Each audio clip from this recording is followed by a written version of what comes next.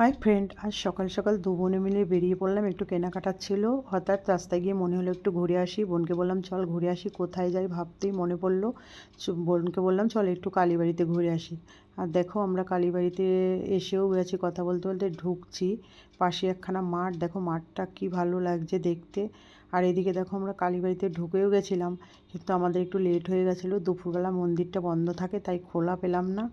এবার আমরা ওখান থেকে বেরিয়ে আসলাম। বোনকে বললাম চল তাহলে একটু লঞ্চ ঘাটে ঘুরে আসি।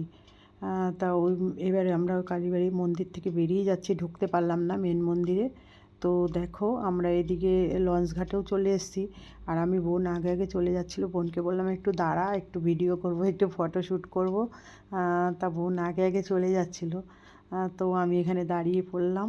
অন্যদিন আমাদের ছোটো বোনও থাকে, আমরা তিন বোনেই সাধারণত যাই। বোন আজকে আসতে পারেনি। আর দেখো আমরা লঞ্চ ঘাটে আমি ঢুকছি, বোন আগেই চলে গেছিলো।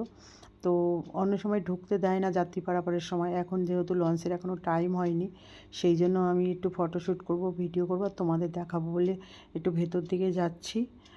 তো দেখো লঞ্চটা দাঁড়িয়ে আছে, ওটা একটু বাদে ছাড়বে। আর এখান থেকে গঙ্গাটাকে কি সুন্দর লাগছে দেখতে। ওই পারে কিন্তু হুগলি জেলা চন্দননগর। আর তোমরা একদিনের জন্য সময় কাটানোর জন্য এখানে কিন্তু আসতে পারো। পাশেই রয়েছে নামকরা মোলাচর কালীবাড়ি। ওখানে প্রায় দক্ষিণেশ্বরের মতোই, দু তিনটে শিব মন্দির কম আছে। আর দেখো লঞ্চটা এখন ছাড়বে। আজ এই অবধি।